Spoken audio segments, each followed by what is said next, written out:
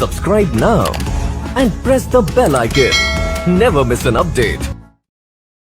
Hello everyone, welcome to Mahindra's all India speed test discussion.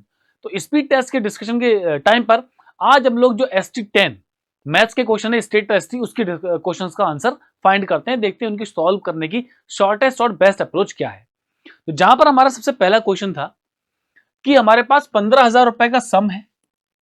अब इस सम पर क्या हुआ कि 16% कंपाउंड इंटरेस्ट लग रहा है।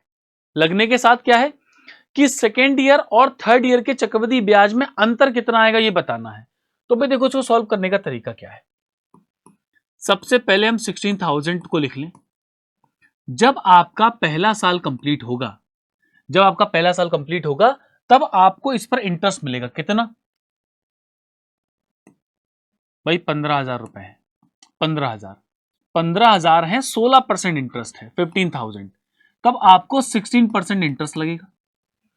परसेंटेज में डबल जीरो कैंसिल, 16 और 15, 16 15 में होता है 24, 240।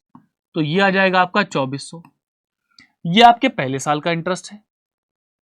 अब दूसरे साल में क्या होगा भाई, जितने भी रुपए दिख रहे हैं सब पर आपको ब्याज मिलेगा दूसरे साल में। कितना? 16%।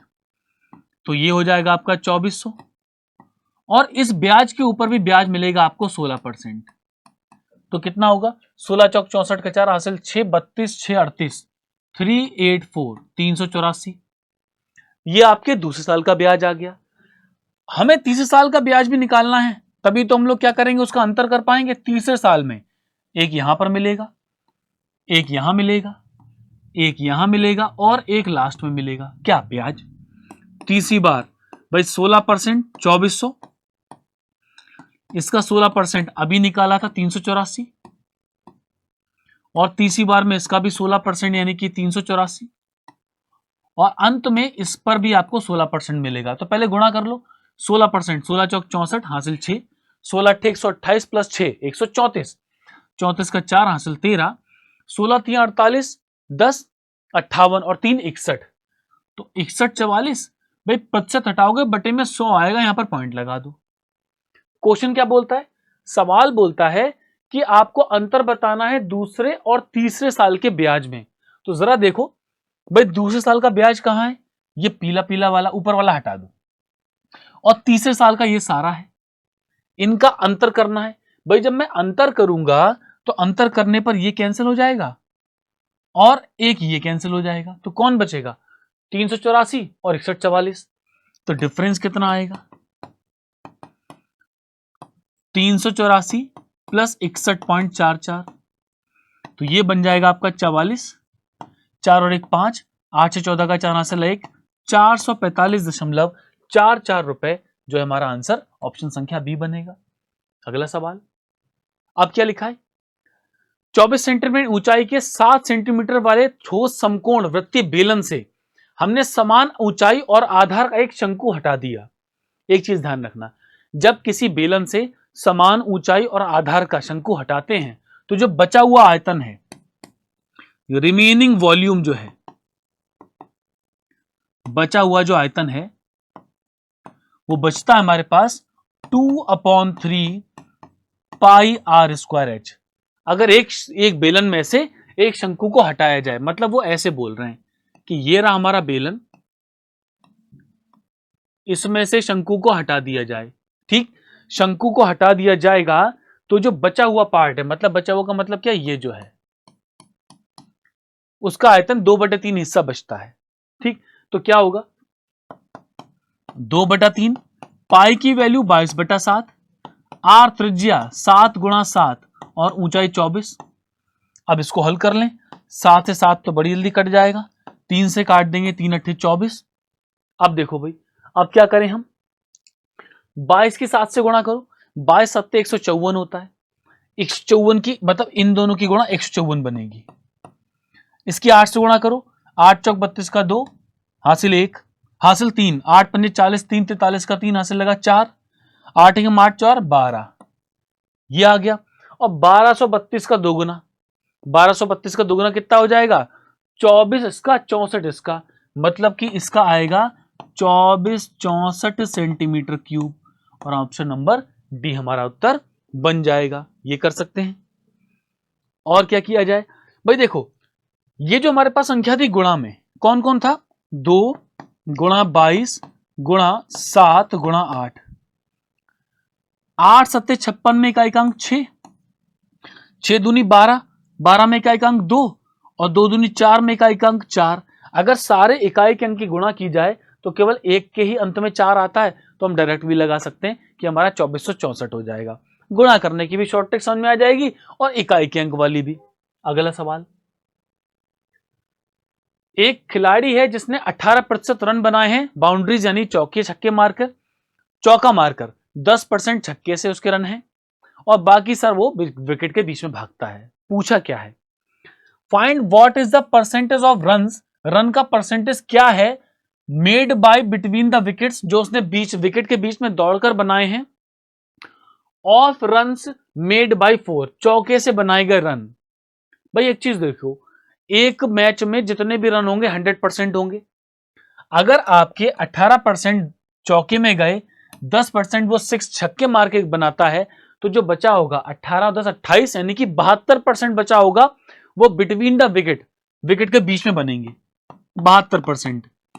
भाई 72% रन बनाता है तो क्या होगा, पूछते हैं कि 72% 18% का कितना परसेंट है, 4 बार भाग कर दो तो उत्तर आ जाएगा हमारे पास 400%, ऑप्शन नंबर सी। अगला सवाल, एक नाव है 40 किलोमीटर जाती है धारा के विपरीत 8 घंटे में, 36 किलोमीटर धारा की दिशा में 6 घंटे में, तो नाव की चाल बतानी है। जब कोई नाव धारा के विपरीत जाती है तो चाल माइनस करते हैं। किसकी चाल, नाव की चाल में से धारा की चाल, बोट माइनस वाटर, और चाल बराबर होता है दूरी बटे समय। तो यहां से बोट माइनस वाटर आएगा आपका 5, समीकरण नंबर 1। और जब कोई नाव धारा की दिशा में जाती है तो चाल जोड़ते हैं नाव की और धारा की, मतलब कि बोट प्लस वाटर, दूरी 36 और समय कितना 6, तो यहां से हमें मिलेगा बोट प्लस वाटर बराबर 6, समीकरण नंबर 2। जैसे जैसे प्रैक्टिस होती जाएगी ये 2 लाइन हमें नहीं लिखनी पड़ेंगी, ये हमारे फालतू हैं, ये हम सवाल देखकर भी बता सकते हैं। कैसे, ऊपर जाएगा तो भाग कर दो 8 पंजे 40, तो बोट माइनस वाटर 5, नीचे जाएगा धारा जोड़ी, धारा और नाव की चाल जोड़ी जाएगी 6 6 36, 2 लाइनें कम हो गई। ठीक, अब बताना है क्या है, नाव की चाल बतानी है। इन दोनों को जरा देखो, नाव की चाल कैसे बता पाएंगे, जब दोनों को जोड़ दिया जाए, मतलब समीकरण 1 और 2 को जोड़ा तो जाए। ठीक, speed of boat in still water, नाव की चाल क्या है, तो भाई क्या होगा, बी ये है और बी ये 2b हो जाएगा और 2b हो जाएगा और 5 और 6 11 हो जाएगा, तो 2b बराबर 11, तो बोट 11 का आधा यानी कि 5.5 किलोमीटर प्रति घंटा हमारा उत्तर बन जाएगा, ऑप्शन संख्या बी। अब एक डीलर है, 2400 रुपए ने उसने वस्तु को खरीदा है, जबकि उसको 20 और 25% का डिस्काउंट मिला और 60 रुपए उसने ट्रांसपोर्टेशन पर खर्च कर दिए। फिर वो 2250 रुपए में बेचता है, तो उसका लाभ क्या होगा, यह सवाल बोल रहा है। तो पहले तो हम कुल इक्विवेलेंट डिस्काउंट निकालें कि कुल कितना डिस्काउंट मिल रहा होगा, तो वो क्या होगा, net discount x plus y minus x गुणा वाई बटे 100, ये हो गया 20 पंजे 100, 5 पंजे 25, तो हमें पता चलेगा कि 40% डिस्काउंट हुआ, मतलब जो 2400 की वस्तु है उसमें 40% कम हो गया डिस्काउंट की वजह से, तो बचा कितना होगा 60%। तो भाई अब निकालो यहां से कॉस्ट प्राइस। पहला क्या हुआ, उसने 60% में तो खरीद लिया, कितने का था 2400 का। फिर बोला गया प्रश्न में कि 60 रुपए हमने क्या करे उसके यातायात पर खर्च हुए। भाई यातायात पे खर्च हुए तो वो भी क्रय मूल्य में काउंट होगा। 24 सिंह 144, 1440 60 को जोड़ोगे 1500, तो 1500 बनेगा बच्चों क्रय मूल्य। तो विक्रय मूल्य कितना होगा, विक्रय मूल्य क्वेश्चन में दे रखा है 2250। 1500 की वस्तु को 2250 में बेचने लगे तो लाभ तो 750 का होगा, दोनों के बीच का अंतर। तो प्रॉफिट का परसेंटेज क्या होगा? 750 का प्रॉफिट जब हमें 1500 पर होने लगेगा, तो जब हम 100 से उसकी गुणा कर देंगे तो हमें पता चलेगा कि ये लाभ तो 50% आ गया, ये आ जाएगा, और इस आधार पे हमारा 50% ऑप्शन संख्या ए उत्तर बन जाएगा। अब a number consist of 2 digit, 2 अंकों की एक संख्या है, अंकों के स्थान को आपस में बदल दें और परिणामी संख्या को मूल संख्या में जोड़ें, बदलने के बाद तो जो संख्या आएगी वो किससे विभाजित होगी ये बताना है। भाई देखो सीधी सी बात है, अगर कोई 2 अंकों की संख्या है तो उसमें क्या होगा, एक यूनिट डिजिट होगा और एक 10th डिजिट होगा, एक इकाई का अंक होगा और एक दहाई का अंक होगा। तो मान लिया आपका यूनिट डिजिट, इकाई का अंक मैंने मान लिया y, और जो 10th डिजिट है वो मान लिया मैंने x। भाई 10th डिजिट है ना, मतलब 10 से गुणा होगा तो नंबर क्या होगा, नंबर होगा 10x प्लस y। ये पहली कंडीशन है, पहली स्थिति। अब प्रश्न बोलता है अंकों के स्थान को बदल दो, बदलने का मतलब इकाई के अंक पर दहाई पहुंच गया, दहाई के अंक पर इकाई आ गया, तो दूसरी स्थिति में आपका नंबर क्या होगा भाई, वो आपका 10y प्लस x हो जाएगा। ये पहली स्थिति, ये दूसरी स्थिति। प्रश्न बोलता है दोनों को जोड़ दो, मतलब कि सम करो, 10x plus y plus 10y plus x, तो बचेगा 11x प्लस वाई। अब आप x और y का कोई भी मान लगाओ, वो 11 से तो हमेशा कटेगा, तो उत्तर क्या आ जाएगा हमारा, ऑप्शन संख्या बी 11 उत्तर।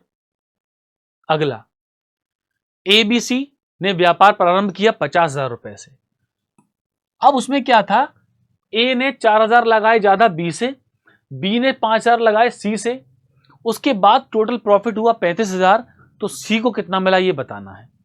भाई पहले तो हम ये समझें कि ए बी और सी को रुपए कितने मिले हैं, ए बी और सी को टोटल रुपए मिलते हैं 50,000। अगर सी का पार्ट सी है तो बी को क्या है, बी लगाता है 5,000 ज्यादा सी से। अगर सी को सी रुपए मिले हैं तो बी को कितना मिलेगा, बी को मिलेगा आपको सी प्लस 5,000, ये बी का हिस्सा। और ए का क्या है, ए को मिलते हैं बी से 4,000 ज्यादा, तो बी के पास सी प्लस 5,000 है, तो ए को कितना मिलेगा, ए को मिलेगा सी प्लस 5,000 प्लस 4,000। ठीक, ये आपके ए का पार्ट होगा, थोड़ा सा नीचे लिख लिया जाए ऐसे करके, यहां आ जाओ, सी को मिला सी, तो बी को मिलेगा आपका सी प्लस 5,000, और ए को मिलता है इससे 4,000 ज्यादा, तो ये बन जाएगा, इसमें 4,000 जोड़ दो, सी प्लस 9,000। इन सबको जोड़ें तो 50,000 रुपए आने चाहिए, क्योंकि ये तो एबीसी का हिस्सा है। तो बनेगा 3C बराबर 9 5 14, घटा दो 36,000, तो सी बराबर 12,000। तो ए बी और सी के रुपए का अनुपात कितना आएगा भाई, सी भाई साहब को मिले 12,000, 12 में 5 जोड़ो, बी को मिले 17,000 और ए को मिला 12 9 21,000, मतलब कि 21 12 17, ये आ गया। टोटल कितना हुआ, 20 30 40 47 2 49 और एक 50, 50 हो गया, 50, और वो 50 नहीं है, वो तो 35,000 है। तो एक यूनिट का मान 700 रुपए के बराबर, एक जीरो कटेगा 700 आ गया। सी का हिस्सा कितना है, सी का ही तो हिस्सा पूछा है हमसे, कहां गए, सी को कितना मिला, तो भाई देखो सी को मिलेगा 17 हिस्सा था, 17 की 700 से गुणा कर दो, तो 17 17 में 119, 11,900 हो जाएगा, और ये हमारे सी का हिस्सा जाएगा, ऑप्शन नंबर बी। अगला सवाल, अब find the sum of the digit, एक संख्या के अंकों का योग बताना है। वो कौन सी संख्या है जिसको 2 को 3 से विभाजित करने पर, ठीक, अच्छा, मतलब उसको अगर हम 3 से विभाजित करें तो क्या होना चाहिए, शेषफल 2 आना चाहिए। ठीक, जब हम 4 से विभाजित करें तो 3 शेषफल आना चाहिए, और 5 से भाग करें तो 6 शेषफल आना चाहिए। अब एक चीज समझो, 2 अंकों की संख्या है और लार्जेस्ट है सबसे बड़ी संख्या। हम जानते हैं 2 अंकों की सबसे बड़ी संख्या 99 होती है। ठीक, तो क्या होगा,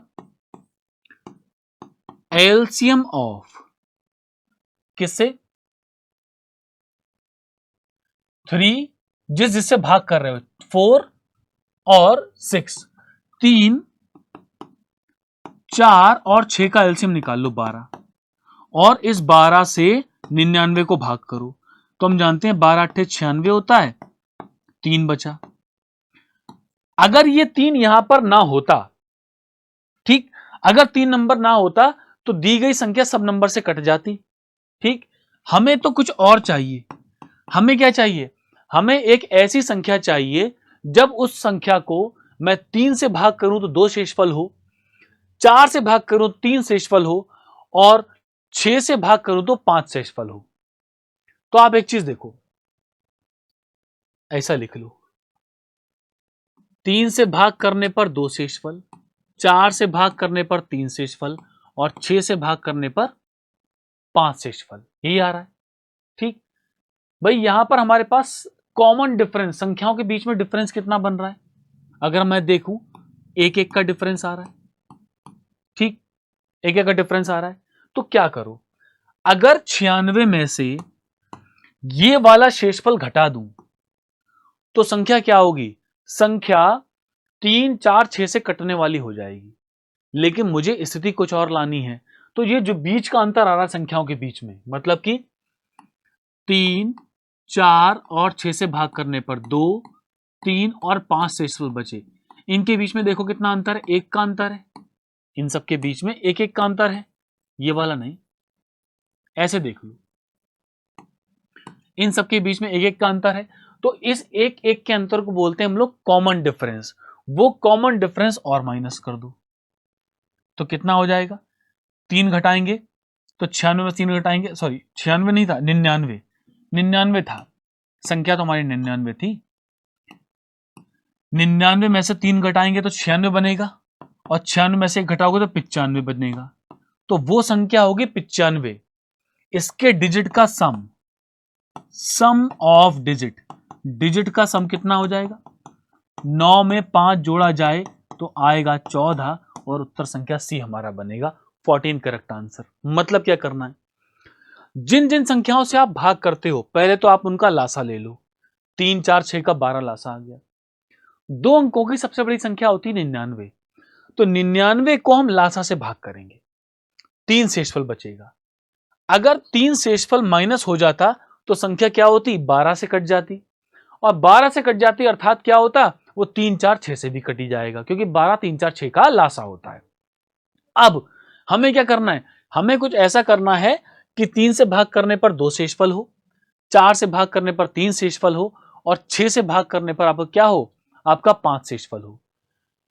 3 से 2, 4 से 3 शेषफल, 6 से 5 शेषफल, इन सभी के बीच में 6 और 5 में 1 का अंतर, 4 3 में 1 का अंतर, ये होता है आपका कॉमन डिफरेंस। कॉमन डिफरेंस, सार्वंतर, ये माइनस कर दो, संख्या आ जाएगी 95। दोनों के अंकों को जोड़ेंगे तो 14 हमारा करेक्ट आंसर बन जाएगा। अगला सवाल क्या लिखा है, नितिन और धीरज की वर्तमान आयु में 3:5 का अनुपात है। ठीक है भाई, तो N फॉर हो गए नितिन, D फॉर हो गए धीरज, तो ये 3x और 5x के अनुपात में आ गए। अब आफ्टर 12 ईयर, 12 वर्ष बाद धीरज की आयु अजय की दोगुनी हो जाती है। 12 वर्ष बाद मतलब कि after 12 year, after 12 year Dheeraj, D for Dheeraj, A for Ajay, दोगुना। तो मतलब अगर अजय की आयु y है तो धीरज को 2y होना पड़ेगा, सवाल बोलता है दोगुना है। ठीक, अब धीरज और अजय की आयु का अनुपात एट प्रेजेंट, वर्तमान में कितना होगा भाई, ये तो 12 साल बाद की बात है, तो 2y में से 12 घटा दीजिए और y - 12 ये हो गया। धीरज की प्रेजेंट में एज 2y माइनस 12 है और ऊपर 5x है, तो दोनों बराबर नहीं होने चाहिए। मतलब कि 5x equal to 2y minus 12। तो यहां से y की वैल्यू क्या आ जाएगी? 5x प्लस 12 बटे 2। अब क्या है? अब एक और लाइन हमें मेंशन है। वो लाइन क्या कहती है कि नितिन और धीरज के बीच का अंतर आपके 2 वर्ष का है। 2 वर्ष का अंतर है। तो भाई नितिन कहां गए भाई?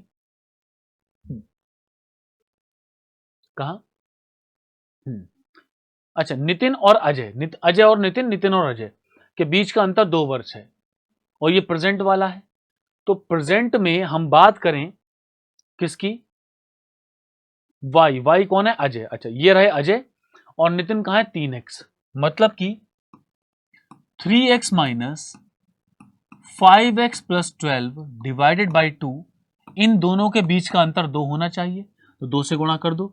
6x माइनस का 5x माइनस का 12 डिवाइडेड बाई 2 इक्वल्स टू 2। तो यहां से आपका बनेगा 2 दूनी 4, 12 जुड़ जाएगा, x बराबर 16। हमें बताने क्या है? हमें बतानी धीरज की एज या नितिन की एज। 16 गुणा 5, तो वो हो जाएंगे धीरज भाई साहब हमारे 80 वर्ष के। और इस हिसाब से हमारा ऑप्शन संख्या डी उत्तर बन जाएगा। अगला सवाल क्या लिखा है? 60 किलोमीटर प्रति घंटा की चाल से एक यात्रा करता है एक व्यक्ति। चलो अच्छी बात है, यात्रा कर रहा है। तो वो क्या है? 60% यात्रा का 2/5 समय में तय करता है। तो शेष यात्रा में उसे कितनी गति चाहिए कि वो समय पर पहुंच जाए? समय नहीं पता तो हम समय को टी मान लें। लेट टाइम, मान लिया टाइम है टी। तो फिर डिस्टेंस, दूरी क्या होगी भाई? दूरी होती है चाल गुणा समय। ये टोटल दूरी हो गई। अब पूछा क्या है? कितनी स्पीड रखेगा? तो भाई स्पीड इक्वल टू चाल बराबर, चाल होती दूरी बटे समय। भाई इसमें 60% तो कवर हो गया, तो बचा कितना होगा? 40%। 40% ऑफ 60t, दूरी बटे समय। भाई समय में क्या था? 2/5 भाग कवर किया टी में से। टी में से 2/5 कवर किया होगा, तो 2t बटे 5 घटा तो दो, तो 3t बटे 5 यही बचा होगा। तो बस लगा दो 3t डिवाइडेड बाई 5। अब क्या होगा? परसेंटेज में double zero cancel, T cancel. 24 गुणा 5 बटे 3, 3 से काटेंगे 8 बार, तो ये आ जाएगा आपका 40 किलोमीटर प्रति घंटा इसका उत्तर। और इस आधार पे हमारा ऑप्शन संख्या डी उत्तर बनेगा। तो यहां तक हमारे एसटी जो 10 नंबर थी स्टेट के एसटी, उसके मैथ के क्वेश्चंस का सॉल्यूशन था। क्वेश्चंस को अच्छे से तैयार करते रहें, प्रिपरेशन करते रहें। All the best, thank you class. Subscribe now and press the bell icon. Never miss an update.